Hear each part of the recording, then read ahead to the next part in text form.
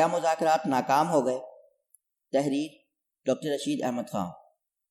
حکمران اتحاد اور پاکستان تحریک انصاف کے درمیان موجودہ سیاسی بحران کا حل تلاش کرنے کے لیے مذاکرات کے 3 ادوار 27 اپریل، 28 اپریل اور 2 مئی کو منعقد ہوئے۔ یہ مذاکرات غیر متوقع طور پر خوشگوار ماحول میں ہوئے اور فریقین نے پہلے دن سے ہی ان پر اعتماد کا اظہار کرنا شروع کر دیا تھا۔ اس لیے قوم کی ان مذاکرات سے اہم توقعات وابستہ ہو گئیں۔ بعض معاملات مثلاً انتخابات کا ایک ہی دن انعقاد، انتخابی نتائج کو خوش دلی سے قبول کرنا اور تاخیری ہردوں پر اعتراض پر جتنی آسانی سے فریقین نے رضامندی ظاہر کر دی، اس سے ان توقعات کو اور بھی تقویت ملی، لیکن اصل مسئلے یعنی انتخابات کی تاریخ کے تعین پر اتفاق نہ ہو سکا۔ اگرچہ حکمران اتحاد 8 اکتوبر کی تاریخ سے دستبردار ہو کر ستمبر میں عام انتخابات منعقد کروانے پر رضامند ہو گیا تھا۔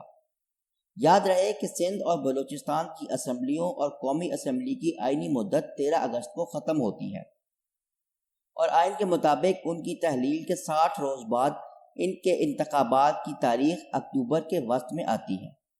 تاہم پی ٹی آئی کا اصرار تھا کہ اگر حکمران اتحاد ان سے ایک ہی دن قومی اور صوبائی انتخابات کے انعقاد کی رعایت چاہتا ہے تو وہ صرف اس صورت میں مل سکتی ہے کہ اگر حکومت 14 مئی یا اس سے قبل اسمبلیوں کو تحلیل کر کے اگست میں انتخابات پر راضی ہو جائے۔ مگر حکومت کا موقف تھا کہ بجٹ کی منظوری سے قبل اسمبلیاں تحلیل نہیں کی جا سکتی۔ اس موقف کی حمایت میں بجٹ کے علاوہ حکومت کی طرف سے یہ دلیل بھی پیش کی جا رہی تھی کہ سندھ اور بلوچستان اسمبلیوں کی قبل از وقت تحلیل پر راضی نہیں ہوں گے۔ اب پی ٹی آئی نے مزید مذاکرات کی طرف سے منہ موڑ کر سپریم کورٹ کی طرف رجوع کر لیا ہے اور عدالت عظمیٰ سے اپیل کی ہے کہ وہ اپنے 4 اپریل کے فیصلے پر کاربند رہتے ہوئے 14 مئی کو پنجاب میں انتخابات کے انعقاد کے حکم پر عمل درآمد کروائے۔ سپریم کورٹ پہلے ہی کہہ چکی ہے کہ مذاکرات سیاسی پارٹیوں کا اپنا فیصلہ ہے۔ جہاں تک سپریم کورٹ کا تعلق ہے تو اس کا 14 مئی کا فیصلہ بدستور قائم ہے۔ اس تناظر میں عدالت عظمیٰ نے پی ٹی آئی کی درخواست پر پنجاب میں انتخابات کے کیس کی گزشتہ روز سے سماعت شروع کر دی ہے۔ سپریم کورٹ کی طرف سے مزید کیا ہدایات جاری ہوتی ہیں اس کے بارے میں ابھی کچھ نہیں کہا جا سکتا، مگر اس سوال کا جواب تلاش کرنے میں کوئی حرج نہیں کہ کیا پی ڈی ایم اور پی ٹی آئی کے مذاکرات ناکام ہو چکے ہیں اور کیا ان کے دوبارہ شروع ہونے کی کوئی امید باقی ہے یا نہیں۔ ان سوالات کے جوابات معلوم کرنا اس لیے عام ہے کہ موجودہ بحران بنیادی طور پر ایک سیاسی بحران ہے اور پوری قوم کی خواہش ہے کہ اس کا سیاسی ذرائع سے ہی حل نکالا جائے، کیونکہ وہی حل پائیدار اور تسلی بخش ہوگا۔ جہاں تک پہلے سوال کا تعلق ہے کہ کیا یہ مذاکرات ناکام ہو گئے ہیں، تو اس بارے میں خود فریقین کا موقف یہ ہے کہ انہیں ناکام قرار نہیں دیا جا سکتا۔ ان مذاکرات نے بعض امور پر مثبت پیش قدمی حاصل کی ہے۔ مذاکرات کے دوران فریقین ایک دوسرے کے رویے سے مطمئن رہے ہیں اور دونوں نے نہ صرف لچک کا مظاہرہ کیا ہے بلکہ اسے مثبت قرار دے کر سراہا گیا ہے۔ البتہ مذاکرات کے سب سے اہم نقطے یعنی اسمبلیوں کی تحلیل اور انتخابات کی تاریخ پر اتفاق نہیں ہو سکا، اس لیے مذاکرات کے اگلے دور کی تاریخ کا اعلان نہیں کیا گیا اور پی ٹی آئی 14 مئی کو پنجاب میں انتخابات کروانے کے لیے سپریم کورٹ پہنچ گئی ہے، لیکن 14 مئی کو ان انتخابات کا انعقاد مشکل نظر آ رہا ہے۔ اس ضمن میں الیکشن کمیشن آف پاکستان نے سپریم کورٹ کو خط لکھ دیا ہے کہ اپنے 4 اپریل کے فیصلے پر نظر ثانی کی درخواست کی جائے۔ 14 مئی کو الیکشن کے انعقاد کو ممکن بنانے کے لیے بہت سی ٹائم لینز کی ڈیڈ لائن ختم ہو چکی ہے، جس کی وجہ سے 14 مئی کو پنجاب میں انتخابات کا انعقاد عملی طور پر ناممکن ہو چکا ہے۔ سپریم کورٹ اس صورتحال سے کیسے نمٹتی ہے اور کیا راستہ نکالتی ہے یہ الگ بات ہے، مگر تیسرے راؤنڈ کے اختتام پر حکومت اور پی ٹی آئی وفود کے رہنمائی نے جو بیانات دیے وہ مثبت تھے۔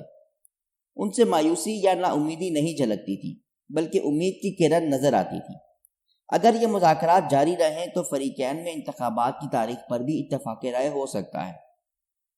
فریقین اس پوزیشن پر اپنے اپنے موقف میں لچک دکھانے کے بعد اس نتیجے پر پہنچے ہیں کہ مزید لچک کا مظاہرہ کر کے وہ باقی فاصلہ بھی طے کر سکتے ہیں۔ پی ٹی آئی کے وفد میں شامل شاہ محمود قریشی اور سینیٹر بیرسٹر علی ظفر کے بیانات سے ظاہر ہوتا ہے کہ وہ نہ صرف مذاکرات جاری رکھنے کی خواہش رکھتے ہیں بلکہ فریقین کے درمیان انتخابات کی تاریخ پر بھی اتفاق کو ممکن کر سکتے ہیں۔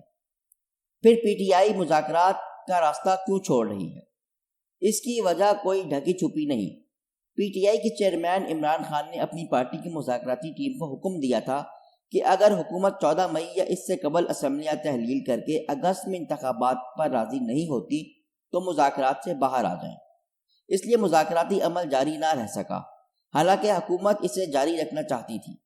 وفاقی وزیر داخلہ رانا ثناء اللہ کے ایک انٹرویو میں انہوں نے عمران خان کو یہ حکم نہ دینے کی تلقین کی، بلکہ یہ بھی کہا کہ مذاکراتی عمل نہ صرف جاری رہنا چاہیے بلکہ اس کے نتیجے میں فریقین کے موقف میں باقی ماندہ بود بھی ختم ہو سکتا ہے۔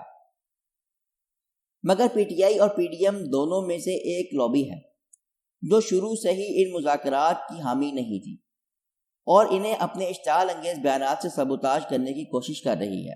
پی ٹی آئی کے بعض سرکردہ رہنما شروع سے ہی ان مذاکرات کو ایک بیکار اور عبث کوشش گردانتے تھے اور ان کا دعویٰ ہے کہ اس سے کوئی نتیجہ برآمد نہیں ہوگا بلکہ فیصلہ سڑکوں پر ہوگا یا سپریم کورٹ میں۔ حالانکہ 14 مئی کے فیصلے کے باوجود سپریم کورٹ نے سیاسی مسئلے کے سیاسی حل کی حمایت کی ہے۔ دوسری طرف پی ڈی ایم اور خصوصاً نون لیگ سے تعلق رکھنے والے بعض رہنماؤں اور جمعیت علماء اسلام کے سربراہ فضل الرحمان کی طرف سے ان مذاکرات کے بدستور مخالفت کی جا رہی ہے۔ پی ٹی آئی کے بعض سرکردہ رہنماؤں اور کارکنوں کی پکڑ دھکڑ اور مقدمات کے اندراج نے بھی ماحول کو خراب کر دیا ہے۔ اس سے یقیناً ان عناصر کے ہاتھ مضبوط ہوئے ہیں جو شروع سے ہی ان مذاکرات کے خلاف تھے، مگر اس کے باوجود یہ مذاکرات جاری رہ سکتے تھے کیونکہ مذاکرات کے ذریعے سیاسی حل تلاش کرنے کی اہمیت کا دونوں طرف بخوبی احساس پایا جاتا ہے۔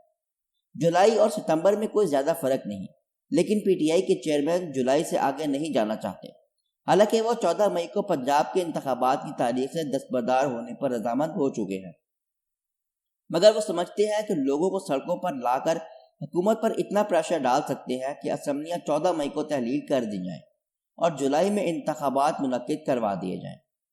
مسئلہ سیاستدانوں کے ہاتھوں سے نکل کر ایک دفعہ پھر سپریم کورٹ کے پاس پہنچ گیا ہے، جو پہلے ہی اعلان کر چکی ہے کہ اگر سیاستدان مذاکرات کے ذریعے کسی متفقہ حل پر نہ پہنچے تو 14 مئی کا فیصلہ برقرار ہے۔ آنے والے دنوں میں صورتحال کیا رخ اختیار کرے گی، اس کا انحصار اب سپریم کورٹ کے آئندہ اقدام پر ہے، لیکن بہتر ہوگا کہ حکومت اور پی ٹی آئی ایک دفعہ پھر سپریم کورٹ سے درخواست کر کے مذاکرات کی طرف لوٹ آئیں اور باقی ماندہ اختلافات کو دور کر کے انتخابات کی تاریخ پر راضی ہو جائیں۔